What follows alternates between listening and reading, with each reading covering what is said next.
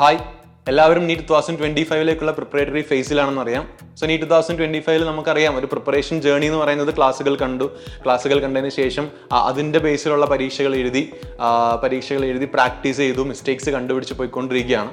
അതിൻ്റെ കൂടെ തന്നെ വളരെ ഇമ്പോർട്ടൻ്റ് ആയിട്ടുള്ളൊരു കാര്യമാണ് നീറ്റിൻ്റെ മാതൃകയിലുള്ള പരീക്ഷകൾ എഴുതുക എന്നുള്ളത്.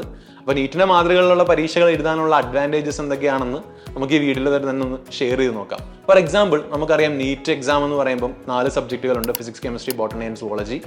അത് നമുക്ക് നിങ്ങളുടെ ഇഷ്ടത്തുള്ള ഓർഡർ അനുസരിച്ച് നിങ്ങൾക്ക് ആ പരീക്ഷകളിലെ ക്വസ്റ്റ്യൻസ് എല്ലാം അറ്റൻഡ് ചെയ്യാൻ സാധിക്കും. മൊത്തം 200 ചോദ്യങ്ങളാണ്. 3 മണിക്കൂർ 20 മിനിറ്റുമാണ് നീറ്റ് എക്സാമിനുള്ളത്. എന്ന് വെച്ചാൽ 200 ചോദ്യങ്ങൾക്ക് 200 മിനിറ്റ് എന്ന മാതൃകയിലാണ് നീറ്റ് എക്സാം ഡിസൈൻ ചെയ്തിട്ടുള്ളത്. ഫോർ എക്സാമ്പിൾ, ഞാൻ ഇതിലൊരു സബ്ജക്ട് എടുക്കുകയാണ് ഫിസിക്സ്. സോ ഫിസിക്സിലേക്ക് വന്നു കഴിഞ്ഞാൽ ആദ്യത്തെ സെക്ഷൻ എ, സെക്ഷൻ ബി. ഈ സെക്ഷൻ എയിൽ 35 ചോദ്യങ്ങൾ നിർബന്ധമായി നിങ്ങൾ അറ്റൻഡ് ചെയ്യണം. കാരണം അതിൽ നിന്ന് മാർക്സ് നമ്മൾ കൺസിഡർ ചെയ്യാറുള്ളതാണ്. ഈ സെക്ഷൻ ബിയിലേക്ക് വന്നാൽ മൊത്തം 15 ചോദ്യങ്ങളാണ്. അതിൽ 10 ചോദ്യങ്ങൾ അറ്റൻഡ് ചെയ്യണം എന്നതാണ് ശരിക്കും മാർക്കിംഗ് സ്കീമിലേക്ക് വരുമ്പം അവിടെയുള്ള പ്രയോറിറ്റി. അപ്പോൾ ഈ 15 ചോദ്യങ്ങളിലെ 10 ചോദ്യങ്ങൾ എങ്ങനെ സെലക്ട് ചെയ്യാം എന്നൊരാൾ മനസ്സിലാക്കണമെങ്കിൽ ശരിക്കും പ്രോപ്പറായിട്ടുള്ള നീറ്റ് മാതൃകയുള്ള പരീക്ഷ നമ്മൾ എന്ത് ചെയ്യണം? ഒരു ഓഫ്ലൈൻ സെന്ററിൽ പോയി അറ്റൻഡ് ചെയ്യണം. അതായത് നമ്മൾ ഈ പറഞ്ഞ പോലെ ഇപ്പം ഫിസിക്സ് ആയിക്കോട്ടെ, ഏത് സെക്ഷനും ആയിക്കോട്ടെ, ഈ സെക്ഷൻ ബിയിലാണ് നീറ്റ് എക്സാമിൻ്റെ പാറ്റേണിൽ ഏറ്റവും കൂടുതൽ ഹാർഡായിട്ട് നമുക്കറിയാം. ഈസി, മോഡറേറ്റ്, ഹാർഡ് ലെവൽ എന്ന് വെച്ചാൽ ഈസി 60% അല്ലെങ്കിൽ 65% ഈസി ക്വസ്റ്റ്യൻസ് കാണും. അതിനുശേഷം കുറച്ച് ഒരു 25%ഓളം മോഡറേറ്റ് ചോദ്യങ്ങളും ബാക്കി ഒരു 5% ഹാർഡ് ക്വസ്റ്റ്യൻസും ആയിരിക്കും ജനറലി നീറ്റ് എക്സാമിന് ഉണ്ടാവുക. എന്നാൽ പോലും ഈ ഹാർഡ് ആയിട്ടുള്ള ക്വസ്റ്റ്യൻസിൻ്റെ പൂൾ ഏറ്റവും കൂടുതൽ കാണപ്പെടുന്നത് ശരിക്കും ഈ സെക്ഷൻ ബിയിലാണ്. അപ്പോൾ ശരിക്കും സെക്ഷൻ ബിയിലേക്ക് എത്തുമ്പോഴാണ് ഒരുപാട് പേർക്ക് ടെൻഷൻ. അത് എങ്ങനെ എനിക്ക് അറ്റൻഡ് ചെയ്യാൻ പറ്റുമോ, ഇതിനുള്ള സമയം കിട്ടുമോ എന്നുള്ള കാര്യങ്ങളൊക്കെ ശരിക്കും സെക്ഷൻ ബിയിലേക്ക് വരുമ്പോഴാണ് പ്രശ്നം വരിക. അപ്പോൾ അവിടെ തന്നെ സെക്ഷൻ ബിയിൽ തന്നെ മറ്റൊരു ക്രൈറ്റീരിയ ഉണ്ട്. നിങ്ങൾ എഴുതുന്ന ആദ്യത്തെ 10 ക്വസ്റ്റ്യൻസ് മാത്രമേ അവർ വാല്യൂ ചെയ്യത്തുമുള്ളൂ. അപ്പോൾ എങ്ങനെയാണ് ശരിക്കും ഇത് എങ്ങനെ പ്രയോറിറ്റൈസ് ചെയ്യാം, അല്ലെങ്കിൽ സെക്ഷൻ ബിയിൽ ഉണ്ടാകുന്ന നെഗറ്റീവുകളെ എനിക്ക് എങ്ങനെ ഒഴിവാക്കാം എന്നൊക്കെ ചോദിച്ചു കഴിഞ്ഞാൽ we have to properly attend an exam. അതെന്തുകൊണ്ടാണ് ഒരു പരീക്ഷ എഴുതണം എന്ന് പറഞ്ഞാൽ, നമ്മളൊരു പരീക്ഷ എഴുതിയാൽ അവിടെ പ്രോപ്പറായിട്ടൊരു പ്ലാനിങ് വർക്കൗട്ട് ആവുള്ളൂ. അതായത് ഈ 4 സബ്ജക്റ്റുകൾ വരുന്ന ഒരു പരീക്ഷ, അല്ലെങ്കിൽ 200 ചോദ്യങ്ങളോളം വരുന്ന ഇത്രയും കൺസെപ്റ്റുകൾ വരുന്ന ഒരു പരീക്ഷയിൽ ശരിക്കും നമുക്ക് പ്രോപ്പറായിട്ടൊരു പ്ലാൻ സെറ്റ് ചെയ്താൽ മാത്രമേ നമുക്ക് അവിടെ ടൈം മാനേജ് ചെയ്യാൻ പറ്റത്തുള്ളൂ. എന്നാൽ മാത്രമേ നമുക്ക് സെക്ഷൻ ബിയും കൂടെ നമുക്കറിയാം, നമുക്ക് കുറച്ചും കൂടെ ഒന്ന് കോൺഫിഡൻ്റ് ആയിട്ട് അറ്റൻഡ് ചെയ്യാൻ പറ്റുള്ളൂ. സോ ടൈം മാനേജ്മെന്റ് എന്ന് പറയുന്നത് it depends on the question, also depends on the subject. For example, നമുക്ക് എല്ലാവരും നിങ്ങളിപ്പോൾ എക്സാം എഴുതി തുടങ്ങുമ്പോൾ ചിലപ്പോൾ ഒന്നെങ്കിൽ ബോട്ടണി അല്ലെങ്കിൽ സുവോളജിയിലേക്കായിരിക്കും പോവുക. സോ ബോട്ടണി എക്സാം എഴുതി ചിലപ്പോൾ സുവോളജിയിലേക്ക് കടക്കുമ്പോൾ സുവോളജി കുറച്ച് ക്വസ്റ്റ്യൻസ് ലെങ്തി ആണെന്ന് മനസ്സിലാക്കി ചിലപ്പോൾ നിങ്ങൾ കെമിസ്ട്രിയിലേക്കോ ഫിസിക്സിലേക്കോ മാറാൻ സാധ്യതയുണ്ട്.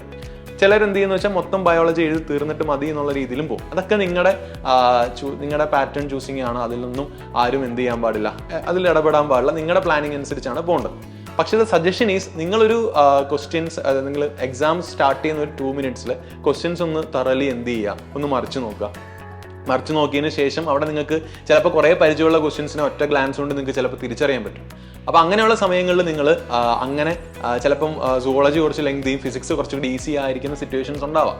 അപ്പോൾ അതുകൊണ്ട് തന്നെ അതനുസരിച്ച് നിങ്ങളിപ്പോൾ ഏത് സബ്ജക്റ്റാണോ അതനുസരിച്ച് ക്വസ്റ്റ്യൻസിൻ്റെ ഈസി ലെവലിൽ പെട്ടെന്ന് നിങ്ങൾക്ക് ഐഡൻറ്റിഫൈ ആയിട്ടുള്ളത് അത് ചെയ്ത് പ്രാക്ടീസ് ചെയ്യുക. അതെങ്ങനെ കിട്ടും എന്ന് ചോദിച്ചാൽ, നിങ്ങളൊരു ഓഫ്ലൈൻ എക്സാം സെൻറ്ററിൽ പോയി ഒരു പരീക്ഷ എഴുതി അതിൻ്റെ പ്ലാനിങ് നടത്തിയാൽ മാത്രമേ ശരിക്കും നമുക്കത് പ്രോപ്പർലി വർക്കൗട്ട് ആവാൻ പറ്റത്തുള്ളൂ. അതുകൊണ്ട് തന്നെയാണ് സൈലം GIBs നടത്തുന്നതും നീറ്റിൻ്റെ മാതൃകയിൽ ഒരു പരീക്ഷ നടത്തി നീറ്റിനെ നേരിടാന്നുള്ള. അപ്പോൾ നിങ്ങൾക്ക് കഴിഞ്ഞ വർഷമൊക്കെ ആണെങ്കിൽ പോലും നമ്മുടെ എല്ലാവരും പറഞ്ഞതെന്ന് വെച്ചാൽ GIBs എഴുതി നീറ്റിലേക്ക് വന്നപ്പം മറ്റൊരു GIB എഴുതുന്ന പോലൊരു ഫീലാണ് എനിക്ക് കിട്ടിയത് എന്നാണ് പറഞ്ഞത്. അപ്പോൾ അങ്ങനെ ഒരു ഫീല് കിട്ടണമെങ്കിൽ ഉറപ്പായിട്ട് നിങ്ങൾ കണ്ടിന്യൂസ്ലി ഗ്രേറ്റ് ഇന്ത്യൻ ബാറ്റിൽ എക്സാംസ് എഴുതണം. കണ്ടിന്യൂസ്ലി സബ്ജക്റ്റുകളെ പ്രോപ്പർലി പ്ലാൻ ചെയ്യണം. എങ്ങനെ വർക്കൗട്ട് ചെയ്യാം, ഏത് സബ്ജക്ട് കോമ്പിനേഷൻസ് ആദ്യമേ എഴുതി വർക്കൗട്ട് ചെയ്യാം എന്നുള്ള കാര്യങ്ങൾ. ഇപ്പോൾ ഫോർ എക്സാമ്പിൾ, നിങ്ങൾ ഈ വരാൻ പോകുന്ന GIBക്ക് ചിലപ്പം ഒരു പ്ലാൻ ഉണ്ടാവും. നിങ്ങൾ അവിടെ എക്സാം ഹാളിൽ പോയിട്ട് എന്താണ് ചെയ്യേണ്ടതെന്നുള്ളൊരു പ്ലാൻ ഉണ്ടാവും. ചിലപ്പോൾ ആ പ്ലാൻ വർക്കൗട്ട് ആവും, ചിലപ്പോൾ വർക്കൗട്ട് ആവാണ്ടിരിക്കാം. അത് മറ്റടുത്ത എക്സാമിൽ നിങ്ങൾ എന്ത് ചെയ്യണം? ക്ലിയർ ചെയ്യണം. ഇങ്ങനെ അത് മനസ്സിലാക്കി ടൈം മാനേജ് ചെയ്താണ് ശരിക്കും നമ്മൾ നീറ്റ് എക്സാം പ്രോപ്പർലി അച്ചീവ് ചെയ്യുന്നത്. അതായത് ഇപ്പം ഫോർ എക്സാമ്പിൾ, നമുക്കിപ്പം ഒരു എക്സാമിന് സ്കോർ കൂടി അല്ലെങ്കിൽ ചിലപ്പോൾ കുറഞ്ഞു വരാം, ഫ്ലക്ച്വേറ്റ് ചെയ്ത് വരാം. ഇതെല്ലാം ഒന്ന് സ്റ്റേബിളായി വരുന്നത് എൻഡിലേക്കാണ്. അപ്പോൾ അതിനുവേണ്ടി നിങ്ങൾ പരീക്ഷകൾ എഴുതിയേ മതിയാകും.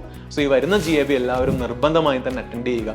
റിവൈസ് ചെയ്ത ടോപ്പിക്കുകളെല്ലാം നല്ല രീതിയിൽ മൈൻഡ് മാപ്പൊക്കെ നോക്കി, ഇക്വേഷൻസ് ഒക്കെ നോക്കിയിട്ട് അത്രയും അറ്റ്മോസ്റ്റ് ഇമ്പോർട്ടൻസിൽ ഒരു നീറ്റ് എക്സാം എഴുതുന്ന അതേ ഇമ്പോർട്ടൻസിൽ തന്നെ പോയി എക്സാംസ് എഴുതാൻ ശ്രമിക്കുക. സോ എല്ലാവർക്കും ഓൾ ദ വെരി ബെസ്റ്റ്. എല്ലാവരും എക്സാം എഴുതുക. We are waiting for your rank. All the best.